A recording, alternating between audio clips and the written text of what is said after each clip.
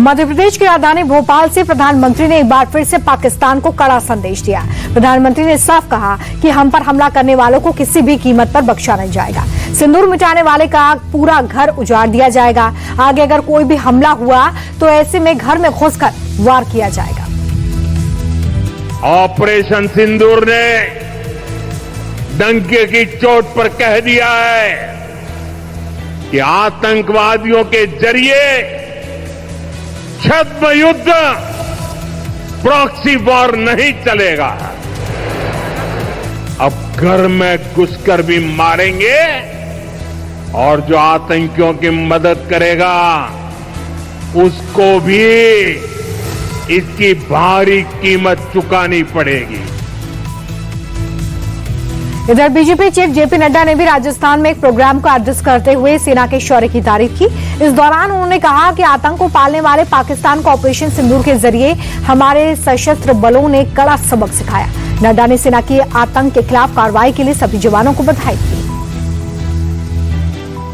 और ऑपरेशन सिंदूर में, surgical strike में और एयर स्ट्राइक में इस बात को सिद्ध कर दिया है कि प्रधानमंत्री मोदी जी के नेतृत्व में अगर कोई आंख उठाएगा तो उसको सीधा जवाब घर में घुस करके दिया जाएगा। वहीं यूपी के सीएम योगी आदित्यनाथ ने कार्यक्रम को संबोधित किया और कानून व्यवस्था को मजबूत करने पर जोर दिया। योगी ने कहा कि हमारे शासन में प्रदेश के लॉ एंड ऑर्डर की सूरत बदली है। अपराधी अब क्राइम करने से पहले 100 बार सोचते हैं और ये सब कुछ एक मजबूत नेतृत्व की वजह से ही संभव हो पाया है। हम इसे और भी ज्यादा सख्त करने की कोशिश करेंगे। सुशासन की पहली शर्त है रूल ऑफ लॉ, तो कानून का शासन। तो कानून का शासन, इसमें बार और बेंच के साथ साथ वादकारी का महत्व भी उतना ही है। अब बात राजधानी दिल्ली की कर लेते हैं, जहां पर रेखा सरकार ने अपने 100 दिन का रिपोर्ट कार्ड जनता के सामने रखा है। इस दौरान सीएम रेखा गुप्ता ने बताया कि पिछले दिनों किस ईमानदारी से उन्होंने जनता के लिए काम किया। साथ ही आम आदमी पार्टी पर निशाना साधते हुए रेखा गुप्ता ने कहा कि वो पार्टी सिर्फ एजेंडा बनाने में एक्सपर्ट है। उन्होंने खुद के वक्त कुछ नहीं किया और अब सिर्फ ड्रामा कर रहे हैं।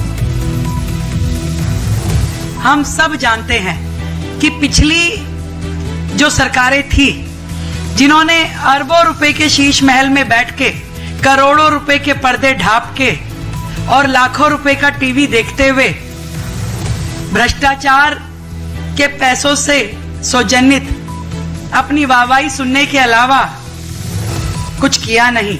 वो नाम करने वाली सरकार थी, ये काम करने वाली सरकार है।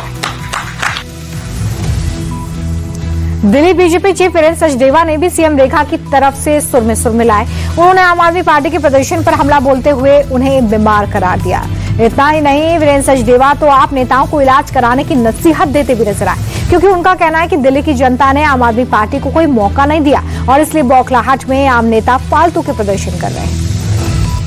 देखिए, बीमार लोग हैं और उनको मैं शुभकामनाएं देता हूँ, विशेष रूप से आम आदमी पार्टी के नेताओं को, कि उनको भी स्वास्थ्य लाभ लेना चाहिए, क्योंकि वो अभी तक कोमा से बाहर नहीं निकले।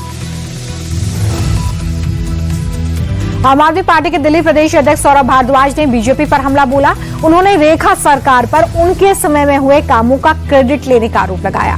सौरभ भारद्वाज ने कहा कि रेखा सरकार अपने शासन में कोई भी ढंग का काम नहीं कर सकी है और इसलिए केजरीवाल के दौर में हुए कार्यक्रमों पर अपनी पट्टी लगाकर पॉपुलैरिटी लेने की कोशिश में है।